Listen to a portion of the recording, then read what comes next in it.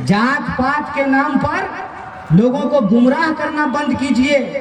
ये बताइए कि जो गद्दी पे थे या जो गद्दी पे हैं या जो गद्दी पे आना चाहते हैं, क्या बिहार की जनता के लिए क्या करना चाहते हैं? ये हमारा मुद्दा है, ये हमारा सवाल है। चुनाव ही वो मौका है जहां आप नेताओं को उनकी औकात बता सकते हैं। मंत्री थे, दुखद मौत हुई उनकी कोरोना से। जब मंत्री जी को बेड नहीं मिला तो आपको हमको कौन पूछ रहा है? बोलिए कि आपको अगर हमारी लड़ाई में भरोसा है तो तहे दिल से हमारा पीठ थपथपाइए और हम वादा करते हैं कि इन तमाम दंगाइयों को अगर नाक नहीं लगा तो हमारा नाम बदल दीजिएगा। ये बात ये बात आप लोगों को भी अपने आंख में रखनी पड़ेगी कि बिहार का अगर हम भला चाहते हैं तो हमको बदलाव के विकल्प को सावधानी से चुनना पड़ेगा। हमको एक ऐसे राजनीतिक विकल्प का चुनाव करना पड़ेगा जहां धर्म के नाम पे झगड़ा नहीं हो, जात की लड़ाई नहीं हो, सचमुच विकास कोई जुमला नहीं हो, विकास जमीन पे उतरे। यह बात मैं आपसे कहना चाहता हूं। जात पात के नाम पर लोगों को गुमराह करना बंद कीजिए। ये बताइए कि जो गद्दी पे थे या जो गद्दी पे हैं या जो गद्दी पे आना चाहते हैं, क्या बिहार की जनता के लिए क्या करना चाहते हैं? ये हमारा मुद्दा है, ये हमारा सवाल है। आप बताइए कि बिहार के नौजवानों को रोजगार क्यों नहीं मिल रहा है? फैक्ट्रियां क्यों नहीं खुल रही है? और जो वादे किए गए वो वादे क्यों नहीं पूरे हो रहे? ये सवाल हमारे मन में होना चाहिए। चुनाव ही वो मौका है जहां आप नेताओं को उनकी औकात बता सकते हैं, उनसे पूछ सकते हैं कि आपने हमारे इलाके के लिए क्या काम किया है। और जो लोग ये कह रहे हैं कि हम काम करेंगे, उनसे भी जरा पूछिए कि ये काम कैसे करेंगे। और मैं अगर आपके बीच में इतने आत्मविश्वास से बोल रहा हूं, उसका एकमात्र कारण है कि राजेश जी पिछले कई सालों से हर कोई इस बात को स्वीकार करता है कि सबसे अच्छा कैंडिडेट तो यही है। तो सबसे अच्छा कैंडिडेट जब ये हैं तो मन में दुविधा किस बात की है? हम एक चुनाव हारे हैं। जब हम जाते थे, हम चुनाव जीते भी यूनिवर्सिटी का, जब हम जाते थे तो लोग हमको यही कहते थे कि देखिए आपका बात तो सब ठीक है, आपकी बात से हमको कोई दिक्कत नहीं है, लेकिन ऐसा लगता है ना कि आपको वोट देंगे ना तो वोट बट जाएगा और भाजपा जीत जाएगा। तो हम कहते थे सुनिए, वोट को अगर आप बांट दीजिएगा ना तो भाजपा जरूर जीत जाएगा। लेकिन हमको एक बात बताइए कि पूरा इलाका अगर ये तय कर ले कि हमको अपना प्रतिनिधि ऐसा चाहिए जो पढ़ा लिखा हो, जो किसी का जाति या धर्म देख करके नहीं, लोगों की जरूरत देख करके मदद करता हो, जिसके पास एक सोच हो, एक समझ हो कि बुजुर्गों की मदद कैसे की जा सकती है, लड़कियों को शिक्षा में मदद कैसे किया जा सकता है। आज आधुनिक जमाना है, लोगों के बीच में कंप्यूटर शिक्षा को कैसे बेहतर किया जा सकता है, नए रोजगारों का सृजन कैसे किया जा सकता है, प्रतियोगी परीक्षाओं की तैयारी यहीं पे कैसे कराई जा सकती है, और नए रोजगार के लिए जो हमारे पास उपलब्ध संसाधन है उसके आधार पर उद्योग धंधों का विकास कैसे हो सकता है। इस आधार पे अगर इलाके के लोग ये तय कर लें, सब लोग मिल करके अगर एक आदमी को वोट दे देंगे, सब लोग मिल करके आप राजेश जी को वोट दे देंगे तो कन्हैया जी कैसे जीत जाएंगे? हमको ये बताइए। जिसको वोट दीजिएगा वही जीतेगा ना। तब जानते हैं लोग क्या कहता था, लेकिन जानते हैं वोट बर्बाद हो जाएगा। तब वोट ऐसे आपका आबाद हो गया। सालों साल से तो आप वोट दे ही रहे हैं। आप सोचिए ना, मंत्री थे, दुखद मौत हुई उनकी कोरोना से। जब मंत्री जी को बेड नहीं मिला तो आपको हमको कौन पूछ रहा है? बोलिए। तो वोट आबाद हो गया था कि वोट बर्बाद ही हो गया था? वोट आबाद और बर्बाद इस बात पे होगा कि वोट देने से हम आबाद हुए कि नहीं हुए। हम ऐसे इंसान का चुनाव किए कि नहीं जो अपने लिए नहीं, जो जात का वोट नहीं गिन रहा हो, जो धर्म का वोट नहीं गिन रहा हो, जो ये गिन रहा हो कि इलाके में स्कूल कितना खुला है, स्ट्रीट लाइट कितनी लगी है, सड़कें कितनी बनी है, ये गिन रहा हो। ये बात मैं आपसे कहने के लिए आया हूं। मुझे नहीं पता कि आपको यह बात कितनी सच लगती है, लेकिन मैं एक बात रिकॉर्ड करके रख लीजिएगा मोबाइल में, सच्चाई के साथ आपके सामने साझा कर रहा हूं कि मौका दीजिए।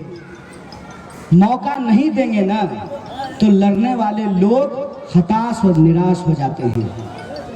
इसीलिए जब आप कोई मैच देखते हैं टीवी पर, क्रिकेट मैच अभी होने वाला है, तो हमारे आपके टीवी के सामने बैठकर ताली बजाने से जो खिलाड़ी है उसका परफॉर्मेंस जो है वो सीधे रूप से प्रभावित नहीं होता है, लेकिन अप्रत्यक्ष रूप से प्रभावित होता है। अगर आप हौसला अफजाई करते हैं तो लड़ने वाले का मनोबल ऊंचा होता है। हम आपसे और कुछ नहीं चाहते हैं, हम चाहते हैं कि आपको अगर हमारी लड़ाई में भरोसा है तो तहे दिल से हमारा पीठ थपथपाइए, और हम वादा करते हैं कि इन तमाम दंगाइयों को अगर नाक नहीं लगा तो हमारा नाम बदल दीजिएगा। ये बात निकल रहा है। और एक बात और, हमको एकता में भरोसा है और हम अपने व्यक्तिगत हित को पीछे रख करके, जब मैं 2019 का चुनाव लड़ रहा था, यहाँ तमाम मंच पे बैठे हुए लोग हैं, हमारे सामने सिर्फ भाजपा नहीं लड़ रही थी, विपक्ष के लोग भी कैंडिडेट दिए थे, लेकिन हमने अपने मुंह से आज तक विपक्ष के किसी भी नेता के खिलाफ, किसी भी पार्टी के खिलाफ एक शब्द नहीं बोला है, क्योंकि हमारी समझ ये है कि हम राजनीति में व्यक्तिगत हित के लिए नहीं आए हैं। जनहित और देश का हित सर्वोपरि है हमारे लिए। और उस वक्त जब हम उस लड़ाई में थे, एकता की जरूरत महसूस करते हुए, उसमें हमारी तात्कालिक संख्या के आधार पे हार हुई, लेकिन हमने लड़ना नहीं छोड़ा है। और ठीक एक साल बाद 2019 का चुनाव हुआ था, 2020 में जब विधानसभा का चुनाव हो रहा था, हमने तमाम पार्टी के लिए चुनाव प्रचार किया। हमने आरजेडी के लिए भी प्रचार किया, हमने सीपीआई के लिए भी प्रचार किया, हमने कांग्रेस के लिए भी प्रचार किया, क्योंकि हम चाहते थे कि इस देश में सांप्रदायिक और जातिवादी शक्तियों को हराया जाए। इसीलिए हमको जिनकी वजह से हार मिली, उस हार को भुला करके इस देश की जनता और इस प्रदेश की जनता को जिताने के लिए हम एकता के साथ खड़े हुए। हमने एकता नहीं तोड़ी है, लेकिन ये बात आप लोगों को भी अपने आंख में रखनी पड़ेगी कि बिहार का अगर हम भला चाहते हैं तो हमको बदलाव के विकल्प को सावधानी से चुनना पड़ेगा। और जब अगर बदलाव के विकल्प को आप सावधानी से चुन रहे हैं तो एक बात को ध्यान में रखिएगा कि हमको कांग्रेस जैसी पार्टी की जरूरत हमेशा होगी। और हमको कांग्रेस जैसी पार्टी की जरूरत हमेशा इसलिए होगी कि इतिहास गवाह है, इतिहास गवाह है। तमाम दल, मैं किसी एक दल पे कोई प्रहार नहीं कर रहा हूं, तमाम दल का इतिहास ये है कि वो कभी ना कभी भाजपा के साथ गए हैं। एकमात्र पार्टी कांग्रेस पार्टी कभी भाजपा के साथ हाथ नहीं मिलाई है। इसमें कोई दो राय नहीं है कि कुछ लोग अपने निजी स्वार्थ के लिए कांग्रेस पार्टी को छोड़ करके भाजपा में शामिल हो जाते हैं, इसमें कोई दो राय नहीं है। लेकिन इस देश की जो तासीर है, जिसको हम कहते हैं विविधता में एकता, उस तासीर को अगर कोई पार्टी समझती है तो वो कांग्रेस पार्टी समझती है। और कांग्रेस पार्टी को बिहार में मजबूत करना, इस देश के भीतर धर्मनिरपेक्षता और सामाजिक न्याय और सामाजिक एकता को मजबूत करना है। ये बात हमको ध्यान में रखना पड़ेगा। हमको उस विरासत के लिए आपस में एक दूसरे का ढांढस बंधाना पड़ेगा, उनका हाथ पकड़ना पड़ेगा, क्योंकि हम उस मुल्क में भरोसा करते हैं जो एक रंग का फूल नहीं चाहता है, जो एक फूल नहीं चाहता है। हम हर रंग के फूल से गुलदस्ता बनाना चाहते हैं। हम चाहते हैं कि इस देश के भीतर चाहे मंदिर जाने वाला इंसान हो या मस्जिद जाने वाला इंसान हो, दोनों के लिए अस्पताल बने, दोनों के लिए स्कूल बने, दोनों के लिए सड़कें बने, दोनों के लिए रोजगार बने। ये हमारी लड़ाई है।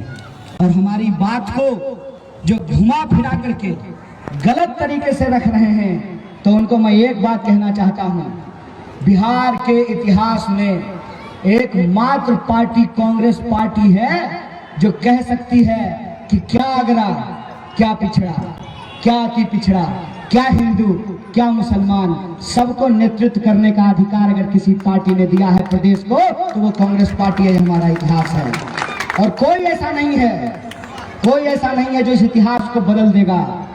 और इसीलिए हम किसी की लकीर मिटाने के लिए नहीं आए हैं। हम हाथ में रबर लेके नहीं घूम रहे हैं कि कोई पेंसिल से लकीर खींचेगा तो उसका लकीर हम मिटाते चलेंगे। हम शार्पनर लेकर के घूम रहे हैं। हम अपनी नोक को शार्प करेंगे, अपनी लकीर को बरी करेंगे, क्योंकि हमको यह लगता है कि आपसे आपकी पहचान नहीं मिट सकती है। जो लड़के बिहार से एएमयू पढ़ने के लिए जाते हैं, जामिया पढ़ने के लिए जाते हैं, जेएनयू पढ़ने के लिए जाते हैं, दिल्ली पढ़ने के लिए जाते हैं, या काम करने के लिए कश्मीर से कन्याकुमारी तक जाते हैं, उनसे पूछ लीजिएगा कि उनसे उनके बिहारी होने का आइडेंटिटी, पहचान नहीं मिटती है। चाहे हिंदू हो तब भी कहता है कि बिहारी हो, और मुसलमान हो तब भी कहता है कि बिहारी हो। अगर हम बिहारी हैं तो उस स्वाभिमान को हमको बढ़ाना पड़ेगा, और उस स्वाभिमान को हम तभी बढ़ा सकते हैं कि जो हमको गाली दी जा रही है, गोली दी जा रही है, उस परिस्थिति को हम बदल सकें। और अपने मुद्दे पर, अपना जो हमारा मुद्दा है, रोजी रोटी, कपड़ा, मकान, शिक्षा, स्वास्थ्य, सड़क, बिजली, पानी और आत्मसम्मान पर, इस पे हम जनप्रतिनिधियों का चुनाव करें। और इस चुनाव के लिए आप सब लोग जब मतदान करने के लिए जाइएगा तो कौन नेता बनेगा ये मत देखिएगा, ये देखिएगा कि हमारे अंगूठा दबाने से हमारे आने वाली पीढ़ी पे इसका क्या असर पड़ने वाला है, इसका ध्यान रखिएगा। ये मैं अपील आपसे करने के लिए आया हूँ। वैसे तो बात करने के लिए बहुत सारी बात की जा सकती है, लेकिन एक आखिरी बात बोल करके मैं अपनी बात को खत्म करूंगा कि हम लोग गंभीर समय से गुजर रहे हैं। इस गंभीरता को हमको समझना चाहिए। जो आज़ादी इस देश को लाखों लोगों की कुर्बानियों के बाद मिली, कत्लेआम किया गया हमारे ऊपर, अगर उस आज़ादी को हम अक्षुण्ण रखना चाहते हैं तो उस आज़ादी के मायने को हमको समझना पड़ेगा। और लोगों के हक और अधिकार का जो सवाल है उसको ध्यान में रख करके हमको एक ऐसे राजनीतिक विकल्प का चुनाव करना पड़ेगा जहां धर्म के नाम पे झगड़ा नहीं हो, जात की लड़ाई नहीं हो, सचमुच विकास कोई जुमला नहीं हो, विकास जमीन पे उतरे। यह बात मैं आपसे कहना चाहता हूँ। इन्हीं शब्दों के साथ मैं आप तमाम लोगों से यह अपील करके अपनी बात को खत्म करूंगा कि अगर हमारी बात आपको सच्ची लगती है, ईमान वाली लगती है, तो आप सब लोग इसको स्वीकार करेंगे। और जो हमारे प्रत्याशी हैं 4 नंबर पर जो इनका वोट है, इनका जो निशान है, उस पर आप अपना आशीर्वाद देंगे, अपनी दुआ देंगे, इसको कबूल करेंगे। बहुत बहुत शुक्रिया। इनकलाब जिंदाबाद, हमारी एकता जिंदाबाद।